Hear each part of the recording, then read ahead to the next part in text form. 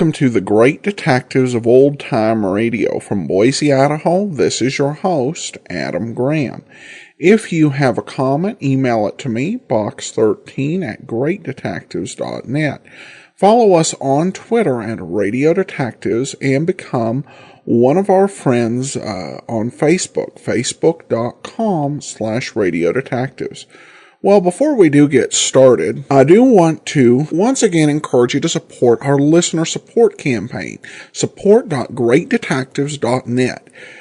This program is brought to you by the financial support of our listeners, and I particularly want to thank Craig and Nancy so much for their support. We'll send along access to the premium site as we do with all donations of $7 or more. Plus, as we do during the listener support campaign, we'll send along an additional thank you gift with a donation of $20 or more. Among the items that we do have available, I've just actually added one, and it is a collection from BBC Radio, Poirot's Finest Cases, 8 full-cast BBC radio dramas, fully dramatized stories, starring John Moffat as Poirot, the ABC Murders, After the Funeral, Death on the Nile, The Murder of Roger Ackroyd, Murder on the Orient Express, The Mysterious Affair at Styles, The Peril at Instouts, and 3-Act Tragedy. And we'll send that set, 15 hours of entertainment from the BBC, direct to you for a donation of $100 or more. So that is added to the list, full list of available items at support.greatdetectives.net. And you can also donate there. You can mail in a donation to P.O. Box 15913, Boise, Idaho 83715. Be sure to have checks made out to Adam Graham and include your email address or mailing address if you'd like to receive extras that are listed on the site. All donations need to be either received or, if you're mailing it in, postmarked by March the 9th. All right, well, now we're going to welcome back an old favorite to yours truly, Johnny Dollar. We're seeing once again the return of Meg. Meg first made her appearance back in the serial era of Johnny Dollar, back in late September of 1956. Today's program originally aired November the 10th of 1957, and the title is The Alkali Mic Matter. From Hollywood, it's time now for Johnny Dollar. Joy to me heart to be hearing the voice of me lover boy. Meg McCarthy. Faith, and how could you tell from so far away and so long ago? Now answer me that. Oh, Meg, I'd recognize that soft, dulcet voice of yours anywhere. How are you? Oh, Johnny boy, I've got trouble. And where are you, by the way? Port Hopeful is the name of the place. Port Hopeful, huh? You just can't stay away from the sea and ships and sailing men, can you? And whose leg would you be after trying to pull now? Port Hopeful, Nevada. Nevada? Right out in the middle of the desert. Well, what are you doing there? And why do they call it a port? Them were the very same identical things I'll be telling you when you get here. And if you take to my advice, you won't waste no time along the way. There's trouble out here. Insurance trouble. Oh, what company? Western Life and Trust, they calls it. The very same identical company that's insured the life of this blessed man what's laying dead at me feet. Dead at your feet? Meg, you don't mean... Just a minute. You're by way of implicating that I done him in. You're just an evil-minded, suspicious young... Oh, forgive me, sweetheart boy. Huh? Well, you was worried about me, wasn't you? Well, certainly, of course. God love you, but me skirts are clean. Now, will you get moving and come out here? Well, it kind of depends. Oh? Meg. And just what kind of fancy double talking is that supposed to... Oh, no, you don't. What? Get your dirty, filthy, conniving hands off. Meg, what's the matter? Take them bracelets Meg. out of here and you... Meg! Well, I guess I was wrong, Johnny. I guess I am in trouble. Now. I'll grab the first plane.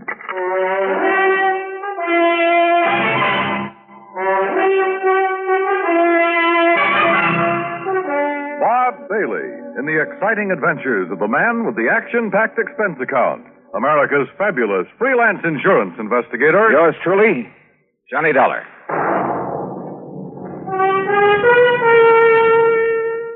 And now, Act One of yours truly, Johnny Dollar.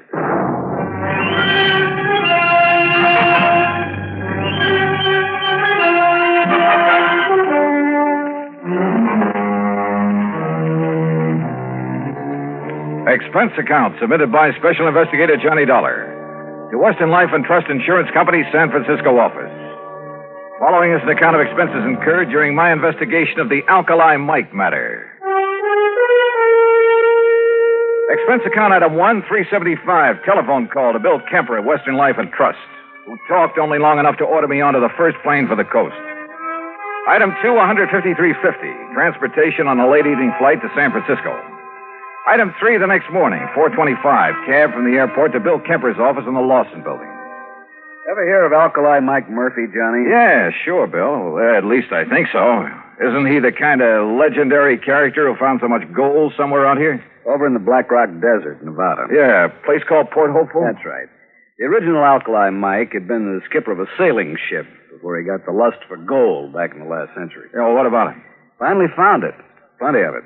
Out there in the desert near the little town of Winnemucca. And? Built himself a regular palace out of rocks from the nearby mountains, named it Port Hopeful. Settled down to spend the rest of his days enjoying his money. But then he died. Legend says it was suicide. Yeah, well, what's that got to do with you or me or the company? Alkali Mike Murphy, Jr., his son, who spent the last 40 years living there. But now he suddenly died. And how he died affects payoff on the insurance policy we wrote him. Oh, how much? $200,000, straight life. Wow, beneficiaries? 2 nephews, 1 niece, and an old housekeeper, all sharing equally, provided, of course, that one of them didn't help him on his way to the great beyond. And you think maybe one of them did? $50,000 apiece is a lot of money, Johnny. Which one? I'll grant you it's only a hunch. But if I were you, I'd make a pretty careful check on that housekeeper. Meg McCarthy? She's an old... Yes, what do you know about this McCarthy woman? Oh, plenty, Bill. Then you think my hunch is right? No. Why? Because if it is, I'll handle this case for nothing. But according to the police officer... What's more, I'll quit the insurance business. Item 4, 1320, cab to the airport, plane fare and incidentals to Reno, Nevada. There I rented a car, that's item 5, and headed north and east on Route 40. After about 165 miles of nothing but sagebrush and cactus, I pulled into the town of Winnemucca. I dropped off my bags at the Motel Winnemucca, then headed for the local police headquarters. I was introduced to a Sergeant Otis Framley.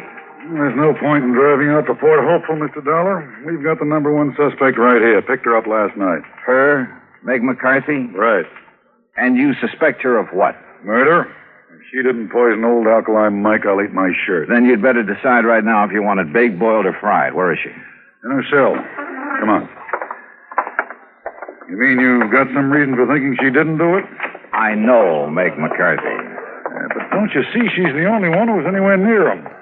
Besides, look at the motive. Yeah, suppose you tell me about it.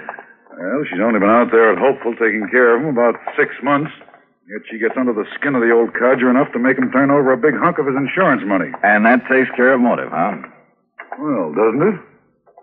Let's go talk to Meg. Now, look, she's a pretty tough customer when she wants to be, so... Right, she's a pretty tough customer. And if you silly, stupid income poop start... All right, Meg, take it easy. Oh, take it easy, is it?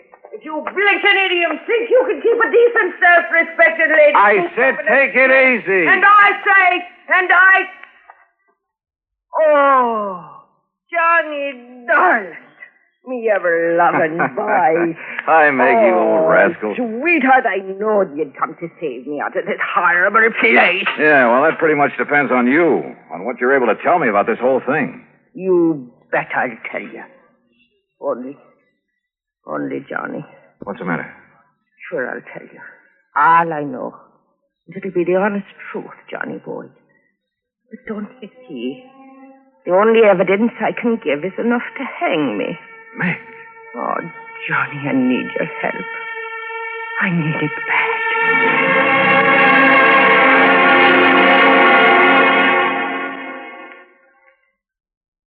Act 2 of yours truly, Johnny Dollar, in a moment. And now, Act 2 of yours truly, Johnny Dollar, and the Alkali Mike matter.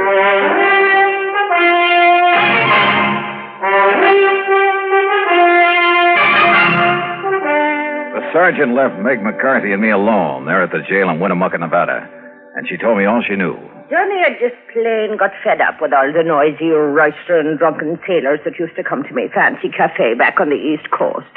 So when I heard that Alkali Mike Murphy was looking for a nice, quiet, respectable lady to be his housekeeper out here in the peaceful, quiet desert, well, I took the job. You've been out here about 6 months. Yes, Johnny boy.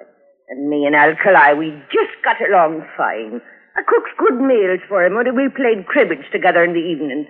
And it got me a real bang out of keeping that old palace of his all neat and tidy for him. Yeah, sure.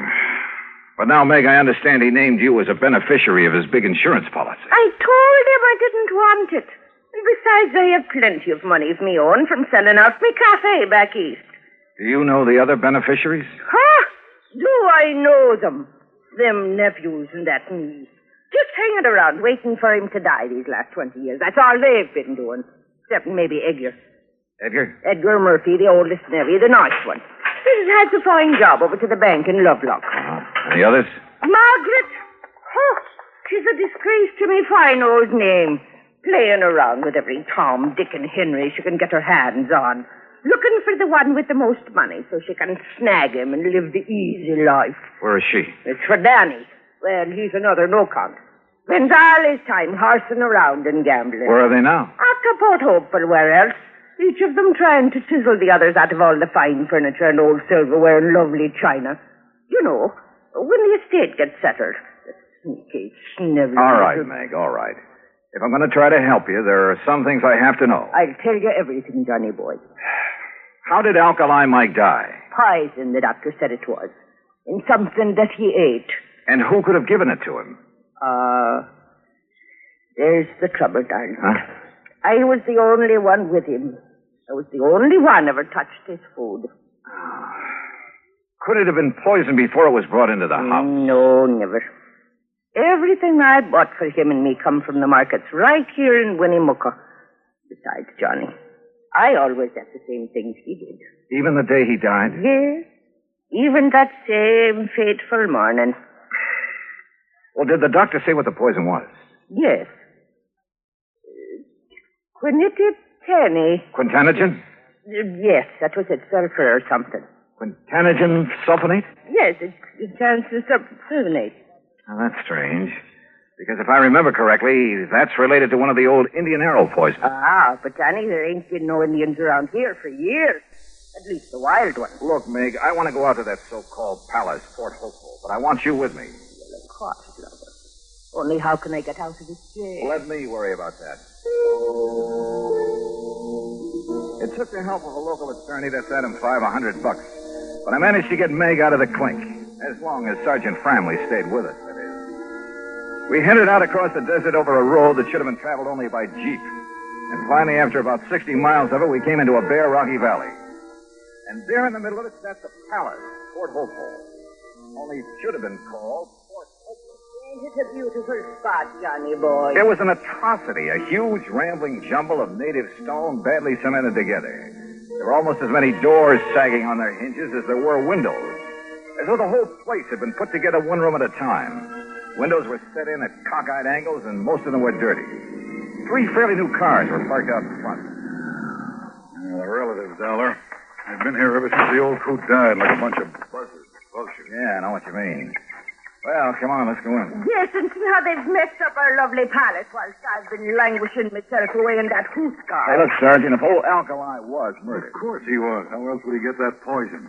Well, how about these relatives? That's what I've been trying to tell these harebrains. All right, Meg, please. These bird-tailed idiots around here seem to think I'm the only one. Meg, shut up.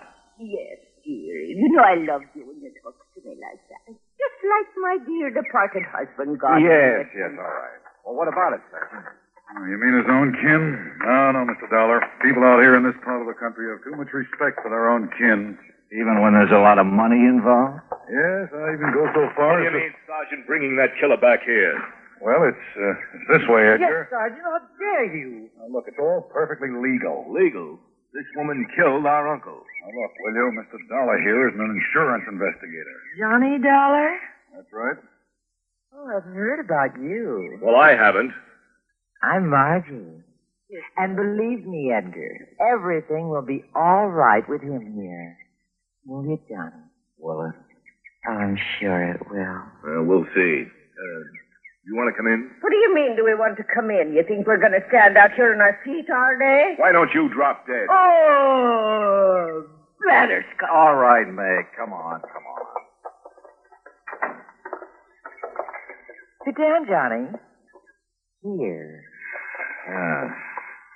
Incidentally, where's the other nephew? Danny? I'm Danny Murphy, Dollar, and I agree with Ed. You've got no business bringing that old witch that murdered our uncle back into this house. Oh, that's all? She had no business ever being here. Chiseled her way into his affection so she could cut in on whatever dough he'd leave. And then to make sure he'd leave it in a hurry, she knocked him off.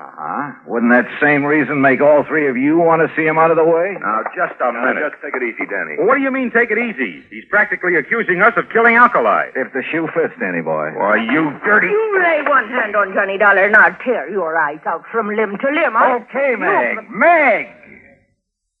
Yes, darling. Mr. Dollar's right, Danny. Margie, and you know it. You know it as well as I do. Sure, we wanted him gone. We wanted his money, that insurance. If Danny here hadn't talked him into that insurance, we wouldn't even have that to look forward to. Well, can you blame us, Johnny, for not wanting her to share it? But she will. Unless you can prove she killed your uncle. Well, what's she ever done, knowing him for only a few months, to make her deserve a share? Margie, I suspect Meg is the only one who showed your uncle any kind of care and consideration in years. Well, what did you expect of us? Mr. Dollar's right. Why kid about it? Heaven knows she deserves his money as much as any of us, whether we like it or not. The fact remains, Dollar, somebody killed our uncle. And you've all carefully made sure that Meg would be suspect. Well, yes. Johnny. Look, I'm going to play a hunch that maybe he wasn't murdered at all. But the evidence, Dollar. What evidence, Sergeant? He was poisoned. Yeah. All right, we'll accept that. But I'm still going to play that hunch.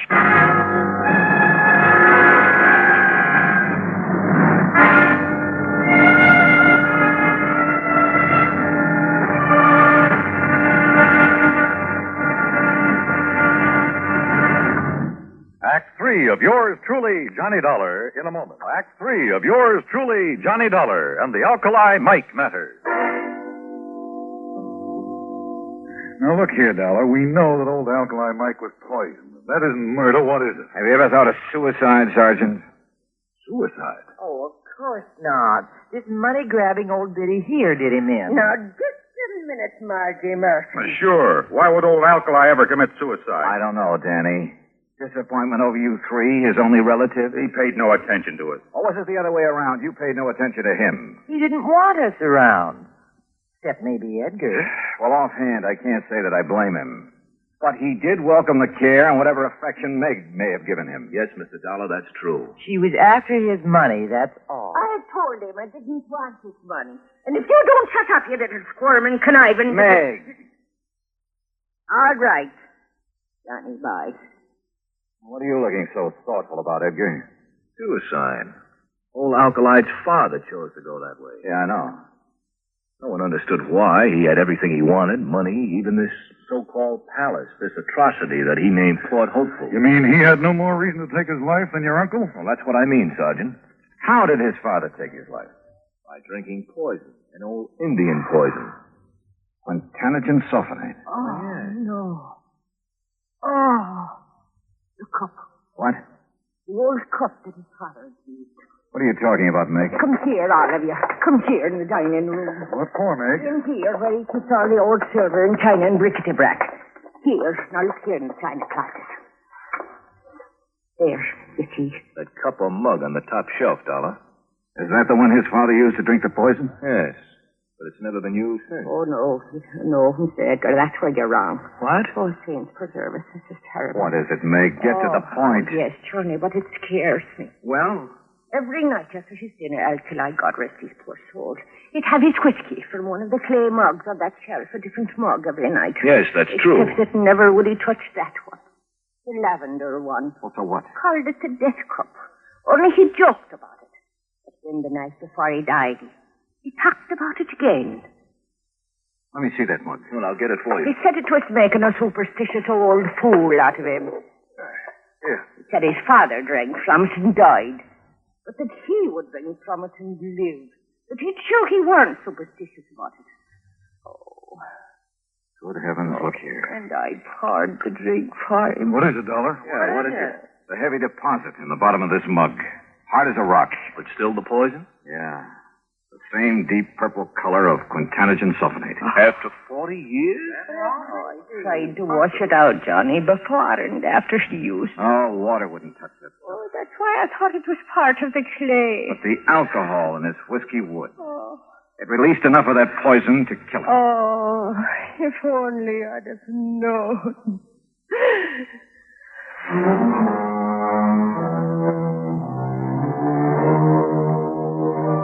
The police took a long time over this one, but they finally reached the same conclusion I had. Accidental death. So, the relatives will collect the insurance, and Meg, bless her heart. But I'm afraid that mere money will never take the place of a friend, Alkali Mike. Expense account total, including incidentals and fare back to Hartford, $525 even. Yours truly, Johnny Dollar.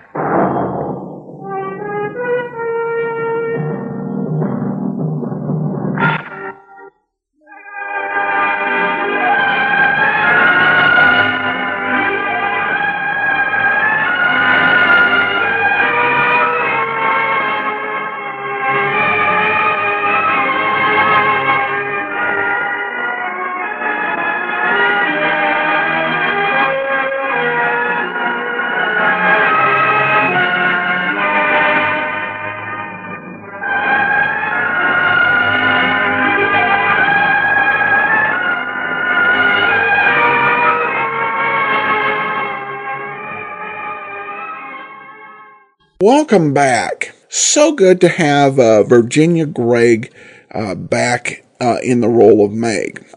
The Meg's Palace matter is one of my favorite of the Johnny Dollar serials, not because of the strength of the mystery, but because of Virginia Gregg's performance. In that story, she just elevated the story to being something great. Doesn't quite do it here, just because of the limits of the format. And Meg is just, I think, a very special character, though, even in this story, because it'd be easy just to have them as a flat stereotype. But there's a little bit more to this character. And I guess the one thing about the limits of this episode is she has to move so quickly between moods to get it all in. While in the Meg's Palace matter, she had more time to make it play out. Though I do have to say that scene before they discovered the glass, where everybody was essentially saying the same thing or something similar about his relatives being good for nothing and Meg only scheming for Alkali Mike's money. I was expecting somebody to say, okay, let's go ahead and go through this again. Johnny taking the case for a real-life insurance investigator perhaps could come off as something that would be called the conflict of interest matter. But the one thing about Johnny Dollar is he has shown himself willing when a friend commits a crime, let alone murder, to still do the right thing and bring him in. Otherwise, working for an insurance company to investigate a murder where your friend is both a suspect and beneficiary, not a great formula. Solution sounded pretty realistic, though a little bit surprising. I guess if there's a moral to the story, before assuming that something is just a superstition, if it's a bit obscure, maybe you should make sure there's nothing behind that superstition. I do hope we get another episode with Meg, and hopefully it'll have a happy ending. In both stories she's been in, she's had a bit of a tough time of it. Right. Well, on to some listener comments and feedback, and we have this from John. It says, just want to say how much I enjoy the podcast. I'm a blind person, and the old-time radio shows really mean a lot to me. Thanks a lot. Thanks so much, John. I appreciate your comment. Glad to be of service in that regard. Then a comment regarding episode 1501, The Three Sisters Matter.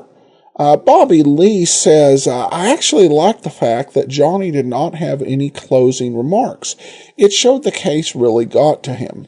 Well, maybe, but another listener had a comment, very succinct, short, regarding this episode, and I I tend to think that the length of the episode may have had more to do with the lack of the closing remarks. I continue to get shocked that how little time we have compared to previous episodes to actually tell stories. It's the one unfortunate thing with this era of Johnny Dollar. I am actually glad, though, that I've still found the episodes to be enjoyable, which I wasn't too sure of because I heard at least one episode of Johnny Dollar from 1958 where all of these acts kind of ruined it for me. And it just wasn't that good of a story to start with. And then some of the episodes of Have Gun Will Travel from the same era really hurt by the limits of all of these commercials and the short length they have to do an actual drama. But I found these still to be entertaining, with little bits of character pieces, Bob Bailey's acting, and I continue to be impressed by just how much entertainment they get into 19 or 20 minutes. And you have to say you had a good creative team with Jack Johnstone heading it up, a lot of great character actors available, and the star really pulling this thing together week after week so that it'd still be something that would be entertaining and worth listening to. All right, well, that will do it for this week. We will be back tomorrow with Dragnet, and join us again next Friday for another episode of yours truly, Johnny Dollar. In the meantime, send your comments to box13@greatdetectives.net. Follow us on Twitter at Radio Detectives, and become one of our friends on Facebook. Facebook.com/Radio Detectives. Be sure and support our listener support campaign, support.greatdetectives.net. For listeners in the U.S. or Canada, for a donation of $100 or more, I'll happily send along one volume of the Who is Johnny Dollar Matter. It's John Abbott's exhaustive guide to this series, complete episode log with synopsis, some fun facts about most episodes, and plus a listing of what happened in lost episodes for those shows that were recorded in Hollywood. Volume 1 contains the pre-Bailey era, Volume 2 the Bob Bailey era, and Volume 3 the post-Bailey era. And we'll send you one volume for $100 donation, or if you donate $250, we'll send you all 3 volumes. A full list of available items is at support.greatdetectives.net.